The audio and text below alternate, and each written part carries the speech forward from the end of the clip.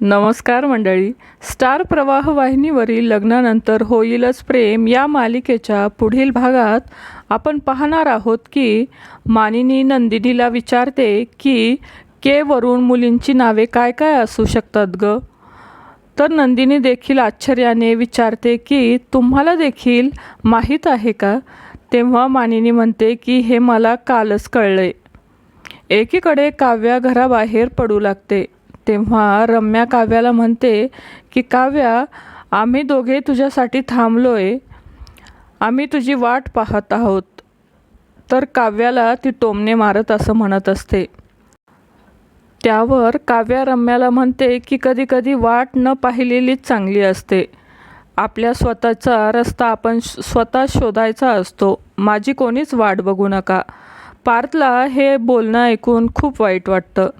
एकीकडे काव्या कॉलेजमध्ये तिच्या मैत्रिणीला सांगत असते की आईने सांगितले म्हणून पार्थने गजरा आणला, आईने सांगितले म्हणून त्याने मला चॉकलेट आणले, आईने सांगितलं म्हणून ह्या सर्व गोष्टी तो करतो. ते स्वतःच्या मनाने काहीही करतात का.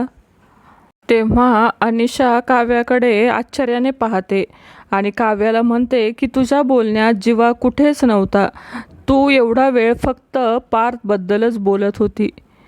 असं अनिशा म्हटल्यामुळे काव्यालासुद्धा त्याची जाणीव होते.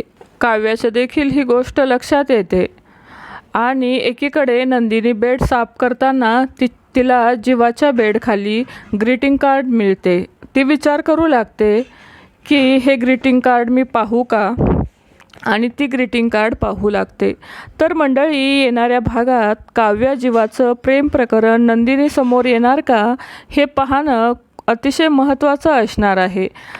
तर मंडळी, तुम्हाला हा प्रोमो कसा वाटला ते नक्की कमेंटमध्ये सांगा. मालिका विश्वातील अशाच नवनवीन अपडेट जाणून घेण्यासाठी आपल्या चॅनलला नक्की सबस्क्राईब करा. धन्यवाद.